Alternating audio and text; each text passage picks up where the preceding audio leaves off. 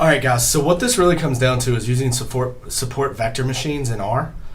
We're going to load these things up, and what we're going to look at is we're going to say, okay, we need this 1, -1 state. So we're going to come in here and we're going to say library ALR3, library SLR, ISLR, and we're going to use the data banknote.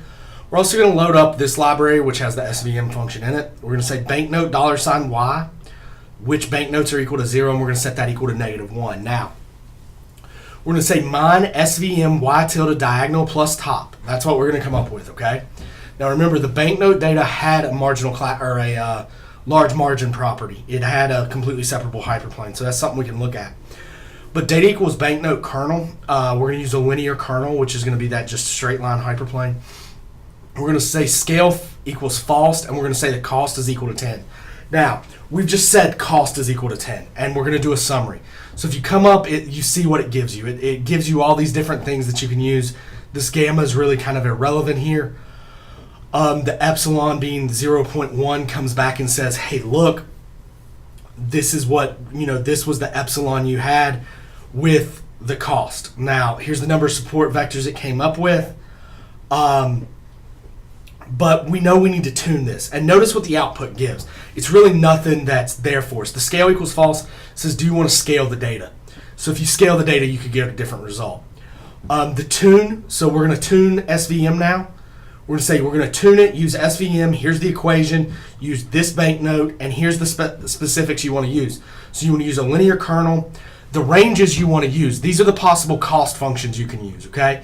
So cost being 0.001, 0.01, 0.1, 1, 5, and 10. So when you look at the summary, here's what you're saying. You're saying here's the error for each of these things. So you see really the error is minimized with cost equal to 1, right? Because you're tuning this. So as you use this using tenfold cross-validation, it tells you set your cost equal to 1. Well, if I do a summary of what came back best, it tells me this is the cost equal to 1. You had 165 support vectors. Your epsilon was equal to 0.1. So what it's doing is it's giving you your best model based on tenfold cross-validation. You can then predict with this model and do all those other things. What you should do is take this data set, run LDA, QDA on it and predict, and then use this SVM with this model right here to predict what you get. And look at the possible comparisons, okay? Look at what this looks like as a whole. Guys, this is just another tool in your tool belt.